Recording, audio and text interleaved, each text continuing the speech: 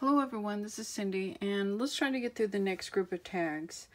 We're up to number 65, and this one is a take on Franken tags, which is made out of adding scraps of paper to tags, except this time I added scraps of fabric, and I just glued them down. And if you remember on the paper ones, I said, you know, you can either not stitch around it at all, you can stitch around just the outside, or you can stitch around each different piece of fabric. It just depends on what kind of look you want and what kind of time you want to invest in the tag. On this one, I just glued on a piece of lace and then made a little tuck spot for this little tag. So these are called Franken tags made out of fabric. So that's idea number 67, and of course I just put some paper on the back to write on. Idea 67. Idea number 66 is also using fabric, except I'm calling this a fabric flip. I figured if you could put a fabric flip on a page, why can't you also put one on a tag? So I just took a basic tag shape, and I think on this one I just completely glued it. Just took a strip of fabric and another strip of fabric and some trim and just glued it all up and made a little flip.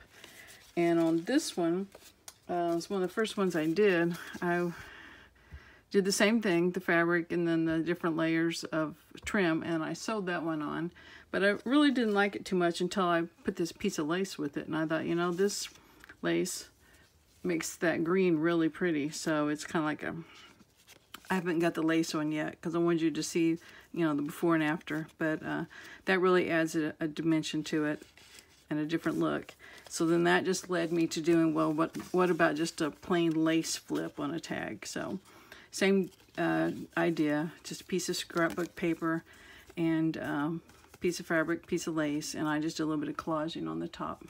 So make a fabric or lace flip on your tag. So that's idea number 66. Idea 67 is also with fabric.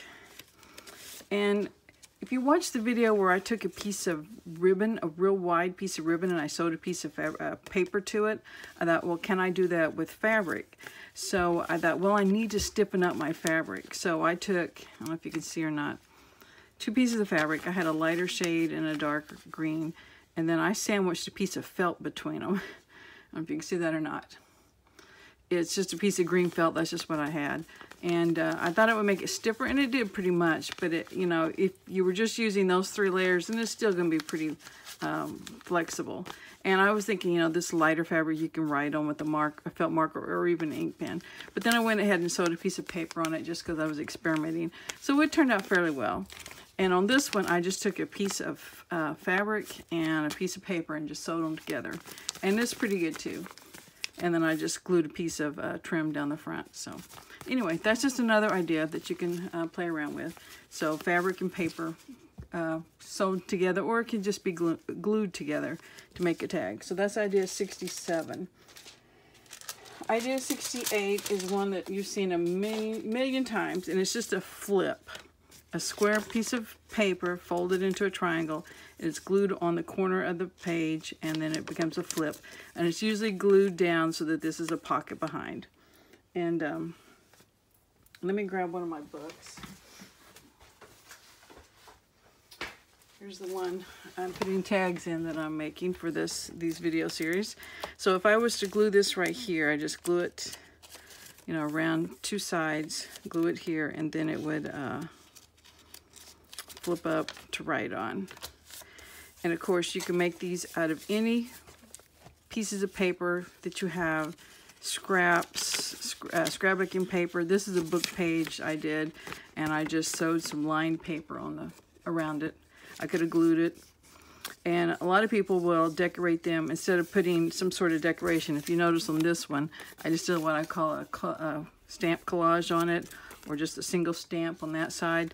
You don't want anything real bulky because when you flip it over, it's going to interfere with your writing. So a lot of people will put a decorative paper clips on them just to hold that down, and also that it can come off when you're writing. So anyway, I've heard these referred to as Rita Donnelly flips. I'm not sure. I've never seen any of her videos, but that's what some people refer to them. But anyway, these are just corner flips. That's idea 68. Idea 69 is using a file folder to make like miniature file folder tags. And it can either be just a single piece of paper or one that's folded. And that could be like a mini file folder, and that could be your tag or your journaling card. And of course you would ink it up and decorate it all different ways.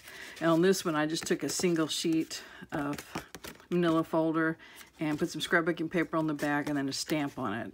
And then of course inked around it. But I took, here's just the parts and pieces I had left over. I ended up taking a, let's see if I can find it.